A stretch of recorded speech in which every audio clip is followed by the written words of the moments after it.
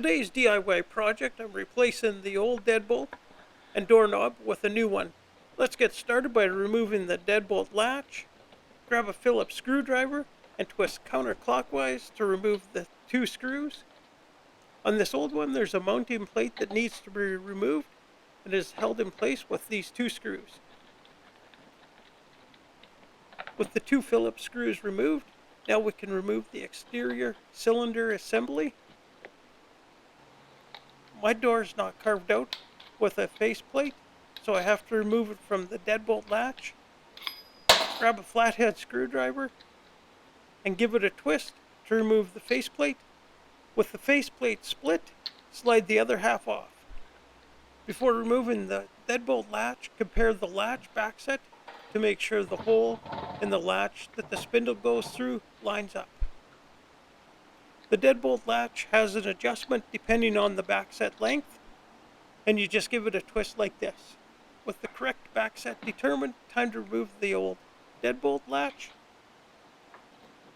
The old deadbolt latch has a drive-in collar, so time to add the new collar to the new latch. Slide the new latch into the door. Quick tip, the deadbolt latch may have an arrow showing which way is up, so make sure to install it correctly. Making sure it's straight so it locks properly. I used a rubber mallet to make sure the drive-in collar was flush to the door.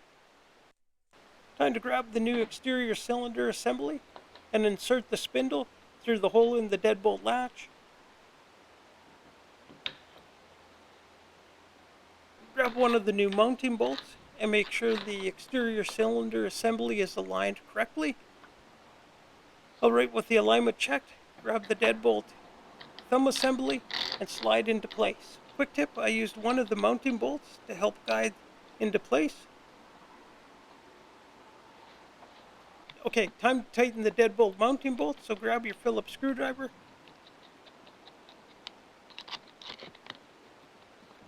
Alright, moving along, time to remove the doorknob.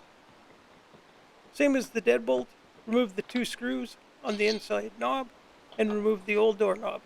Compare the new latch with the old latch for correct alignment. Okay, grab your flathead screwdriver and remove the faceplate from the latch. As again, my door's not carved out to accommodate the faceplate. Grab the flathead screwdriver and remove the old latch and install the new drive collar.